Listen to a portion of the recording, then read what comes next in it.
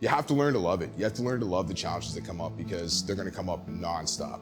There's fires to put out all day, every day. And if you don't love that, you're not gonna have the steam to keep going, you know? Like you have to be a problem solver. You have to be ready for anything to pop up, you know?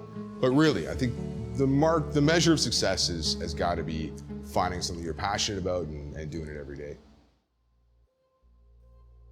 My name's Brandon Rennie. I've been in the restaurant industry for 20 years now. I've been a restaurant owner for 10 of those years. Right now, I own TheCivil in Kitchener, and we've been here since March 17th, 2022. So I owned 2 restaurants prior to COVID or going into the pandemic, one in Guelph and one in Toronto. Between the ups and downs of opening and closing, they were really large places. So every time we had to shut down, we'd lose massive amounts of product, we'd lose excellent staff, we'd lose a lot of things, you know what I mean? We ended up having to cut our Christmas parties in half, which nobody was willing to do, so we just lost a lot of bookings then, right? It just didn't seem feasible to me. So I kind of thought the future of restaurants is unique, small spaces. So TheCivil only seats 30 people. We do pizza, which is really flexible. Yeah, my life's changed drastically from the path that I originally anticipated to where I am now. So I was a teacher before I opened my first restaurant. I actually went to school. I went to U of T for English, for teachers college as well. Thought I was gonna be a teacher, and I did it for 1 semester, and I absolutely hated it, but I worked in the restaurant industry the entire time, so I was like, you know what? I should just stick with this instead.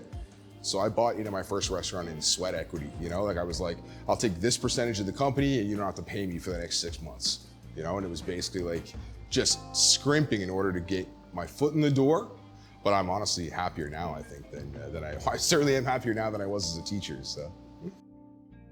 I think really just interacting with people in general is a hugely rewarding aspect of this business in particular.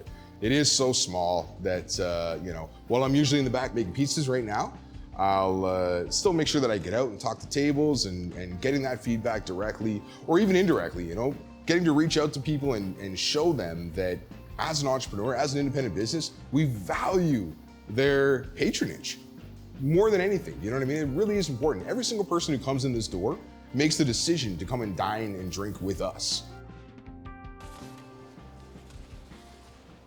Personal definition of happiness. Having the opportunity to do every day something that you're passionate about and that you genuinely feel strongly about. Happiness really does come from being a contributing member of a community. That's where I found the most happiness, is really giving back to the community and doing your best to lift other people up wherever you can. My business, obviously. Getting to come here and do my own thing every day truly does make me happy. I'm sure a lot of people are gonna say something like that, but it really does. Like I like having a place to come where I can be creative and be innovative and bring my kids here and bring my fiance here and ride my bike here, and then it all kind of comes together. Personally, I would define success as getting to wake up every day and do something that you're passionate about doing, really. I mean, it's as simple as that. I love coming to work. I love my job. I love my business. And to be fair, I get to make pizza all day, which is pretty awesome, and cocktails. You have to learn to love it. You have to learn to love the challenges that come up because they're gonna come up nonstop. There's fires to put out all day, every day.